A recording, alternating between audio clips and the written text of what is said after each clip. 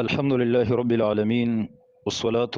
والسلام على رسوله الكريم أما بعد. محترم پوښتنه کړي چې د پاکستان او د افغانستان چې په خپل منځ کې دا جنگونه کیږي او دا جګړې کیږي، نو په داسې وخت کې مونږ له څه کول پکار دي؟ ځکه چې یو طرف ته مسلمانان مؤمنان دي او بل طرف ته مؤمنان او مسلمانان دي.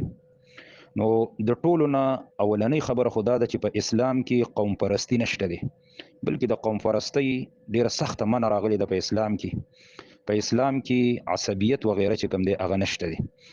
بلکې د دنیا په هر ګوټ کې چې کوم کلمه ګوي او کلمه ویلي، نو هغه به زمونږ استاسو مؤمن مسلمانو روري، اگر چې هغه به زمونږ استاسو په قوم کې نه وي، هغه به زمونږ استاسو په نسب کې نه وي، هغه به زمونږ استاسو د قبیلې سره څه تعلق نه ساتي، خو چې مؤمن دی نو هغه زمونږ استاسو رور دی. اصل رشته چې کوم ده هغه د ایمان په نسبت سره ده، اصل رشته چې کوم ده هغه د اسلام په نسبت سره ده. دا قوم فرستی و غیره د دې سخت بدی اسلام بیان کړی ده. قران کریم کې په دې سورۃ الحجرات کې د 10 آیت نواله تر د 14 آیت پورې د آیاتونو کې الله رب العالمین فرمای انما المؤمنون اخوه فاصلحوا بین اخویکم واتقوا الله لعلکم ترحمون. الله وی اهل ایمان والا چې څومره دي د خپل منځ کې رونه دي، کله چې د دوه ورونو په مابین کې څه جنگ جګړه اختلافات پیدا شي، نو تاسو په دې کې د صلح د روغ راوستلو کوشش کوئ، او چې صلح او روغ راولي نو په دې کې به د الله نه یریږي، نو الله به په تاسو باندې رحم وکړي. دغه رنګ بیا فرمایي یا ایها الذین آمنوا لا يسخر قوم من قوم عسى ان يكونوا خيرا منهم ولا نساء من نساء عسى ان يكن خيرا منهن. الله وی ای ایمان والو، دا یو قوم دی په بل قوم پسې ټوکې نه کوي، مسخرې دي نه کوي، چې د افغاني دی او زه پاکستاني مو د مهاجر دی او زه د دې اوسیدونکو ما نه، دا به نه کوي. اسلام دینه سخت منع کړي، ځکه موږ تاسو ټول د کلمې په بنیاد باندې رونی، کاغه افغاني دی او کاغه پاکستاني دی، کاغه وزیرستاني دی او کاغه پنجابي دی او کاغه سندي دی او کاغه بلوچي دی او کاغه پښتون دی، موږ تاسو ټول رونی د یو کلمې. قوم پرستی یا دغه له زور ورکول د په اسلام کې نشته، چې دا باجوړی دی او دا ممن دی او دا پلانکې خیل دی او دا پلانکې خیل دی، نه. په دغه قوم فرستی په بنیاد باندې به د یو بل سپکاوي، په یو بل پسې ټوکې مزاح دا به سړی بالکل نه کوي. د قرن په سورۃ الحجرات کې الله رب العالمین فرمای یا ایها الناس انا خلقناکم من ذکر وانثى وجعلناکم شعوبا وقبائل لتعارفوا. الله وی تاسو ما د یو پلار د یو مور نه پیدا کړی چې هغه آدم علی السلام او حوا بیبي ده. الله وی په تاسو کې ما قومونه هم ګرځولي دي او قبیلې هم در کې جوړې کړي، دا صرف دې مقصد دپاره لتعارفو چې تاسو په دې باندې یو بل وپېژنئ، په دې قوم په دې قبیله باندې یو بل پېژندلی کېږي.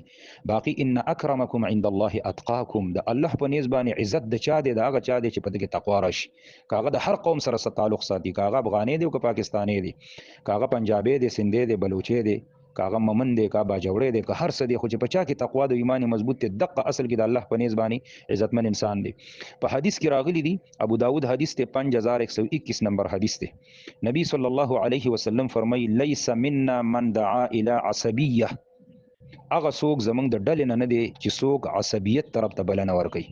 ولیس منا من قاتل علی عصبیه، هغه څوک زمونږ د ډلې نه دی چې څوک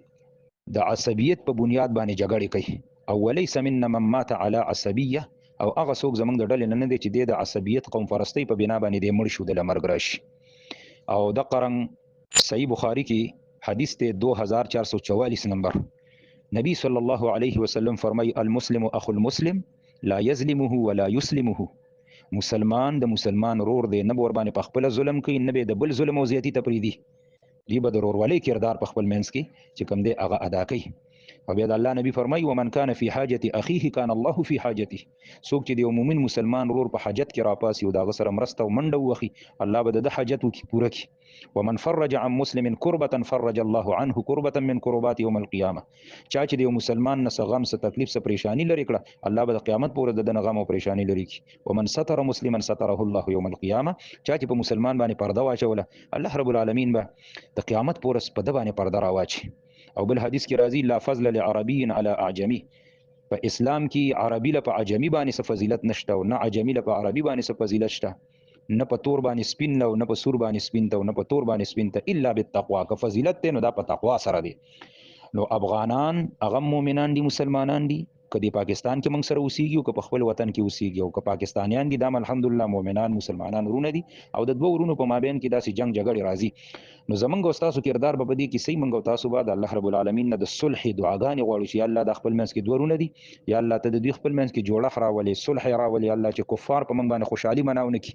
کفار په موږ باندې خوشاله نشي دا اصل کې کفارو هندوانو په موږ کې لاس اچولې دي یو ورور را لګي او د بل سره جنگي نو په داسې وخت کې به نه د افغانانو د مرګ سوال کوي او نه به د پاکستانانو د مرګ سوال کوي ټول زمونږ دپاره یو شان ورونه دي د یو بل سره به د ورورولۍ کردار چې کوم دی هغه ادا کوو که زمونږ د ملک فوجیان پکې لګي نو هغه هم شهیدان کیږي او که هلته نه لګي هغه هم مؤمنان مسلمانان دي هغه هم شهیدان کیږي نو الله رب العالمین نه دعا پکار ده چې یا الله دا ورونه همیشه د ورورولۍ په بنیاد باندې قایم او دایم وساتي